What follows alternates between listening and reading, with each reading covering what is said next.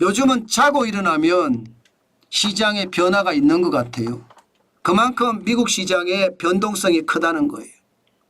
이건 또 뭐지? 시장은 일제히 상승. 이번에는 또 뭘까요? 일단 이것부터 보시죠. 소비자 심리지수입니다. 미국 미시간대에서 발표하는 지수인데 8월에 소비자 심리지수가 67.8이에요. 7월에 66.4보다는 올라갔습니다. 물론 67.8이라고 해서 이게 갑자기 말입니다. 좋아졌다. 이렇게는 이야기할 수 없습니다. 개선이 된 건 사실이지만 뭐 변동치 안에 들어있다고 생각을 하시면 돼요. 예, 실질적으로 소비자 심리가 개선됐다는 뜻이니까요. 그렇지만 2024년 1월에 79, 3월에 79.4 여기에 비하면 67.8은 여전히 소비자 심리 지수가 나쁘다는 이야기잖아요. 그렇지만 올라갔다는 것에 방점이 있는 겁니다. 올라갔다는 것. 이게 변동치 안에 들어있는데도 올라갔다는 데 방점을 두는 겁니다.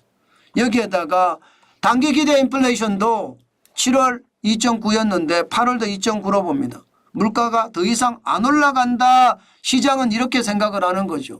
물가가 더 이상 안 올라간다. 이게 미시간대에서 발표하는 기대 인플레이션인데 1년 이내에 물가가 얼마가 될 것인가 그것을 나타내 주는 지표거든요. 2.9%니까 2점대로 떨어졌잖아요. 그러니까 국채금리조차도 떨어집니다. 국채금리. 10년물 국채금리가 지금 계속 떨어지잖아요. 4% 밑으로 떨어지고요. 그러니까 시장은 어떻게 될까요? 시장은 보고 싶은 것만 봅니다. 이게 참 이상해요. 투자자들이 보고 싶은 것만 보거든요. 보기 싫은 건 안 보거든요. 일단 보고 싶은 것만 보니까 시장은 떨어지다가 다시 올라갔습니다. 나스닥이 0.21% 37.22가 올라서 17,631.72 나스닥 종합지수가 기술주 중심에 올라갔다는 뜻입니다. 당연히 S&P 500 대형주 중심도 0.2% 올라갔고요. 11.3이 올라갔습니다. 5,554.25까지 올라갔어요.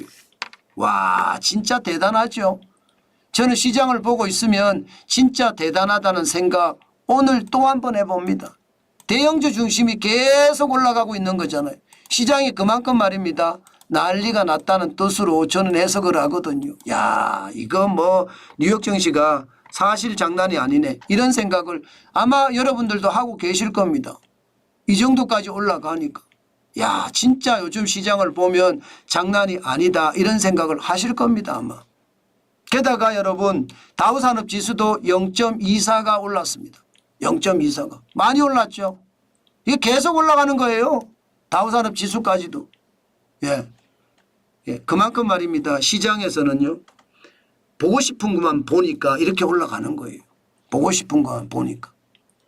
실질적으로 각 종목들도 보면 여러분 필라델피아 반도체 지수 약간 떨어지긴 해요. 뭐 떨어졌다고 이야기하지는 못할 만큼 떨어졌는데 어쨌든 8월 쇼크 때에서 많이 회복했죠. 5170.25까지 올라갔으니까. 그죠?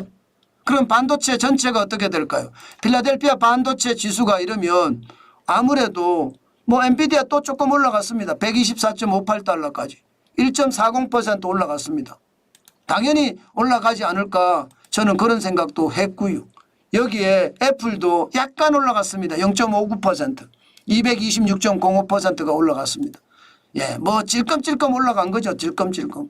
테슬라도 찔끔 올라갔습니다. 216.12달러 0.92% 1% 가까이 올라갔습니다.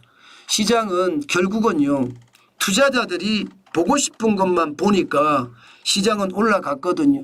여기서 여러분 우리는 보기 싫은 걸 한번 볼까요? 보기 싫은 걸. 똑같은 지표를 가지고 보기 싫은 거를 한번 보겠습니다. 똑같은 지표를 가지고 보기 싫은 거를 보면 여러분 기본적으로 소비자 심리 지수 이러면 100이 기준입니다. 100이 기준인데 66.4에서 67.8로 올라갔다고 해서 소비가 좋아진 거예요? 100이 기준인데 100보다 높으면 경기가 확장된다는 거고 100보다 낮으면 경기가 축소된다는 이야기인데 66.4에서 67.8로 올라갔다고 해서 그것도 말입니다. 변동치 안에 들었는데 이게 좋아진다고 이야기하니 참 어떻게 생각하면 이게 아전 인수식으로 해석을 한다 이렇게 저는 보거든요. 아전 인수식으로. 또한 말입니다. 단기 인플레이션이 2.9%예요. 일반적으로 목표 물가라는 게 2%잖아요. 2%보다 높으잖아요.